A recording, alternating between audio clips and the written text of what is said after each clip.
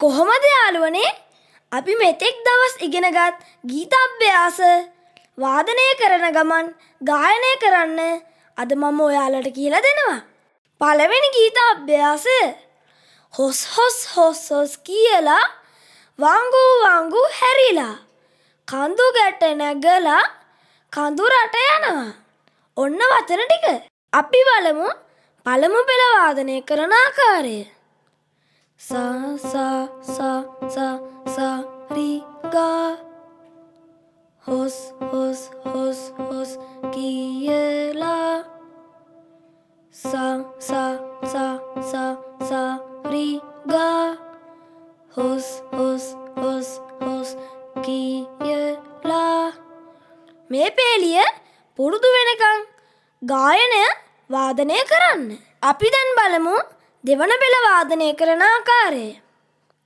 රි රි රි රි රි ගා මා වංගු වංගු හැරිලා රි රි රි රි රි ගා මා වංගු වංගු හැරිලා. අපි දැන් බලමු තුන්වන පෙළ වාදනය කරන ආකාරය. Ga ga ga ga ga ma pa ka du get ne ga la ga ga ga ga ga ma pa ka du get ne ga la.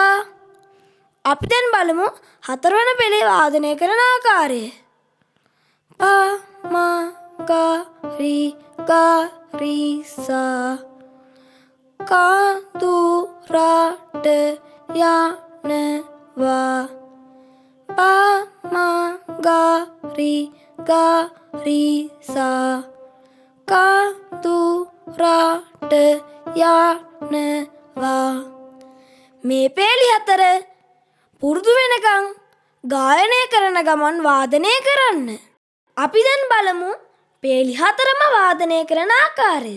හොස් හොස් හොස් හොස් කියලා වංගු වංගු හැරිලා කඳු ගැට නැගලා කඳු රට යනවා. මේ ගීත අභ්‍යාසය හොඳින් පුහුණු වන්න. එහෙනම් අපි තවත් පාඩමකින් හමු වෙමු. මගේ YouTube channel එක subscribe කරලා bell icon එකත් click කරලා තියාගන්න.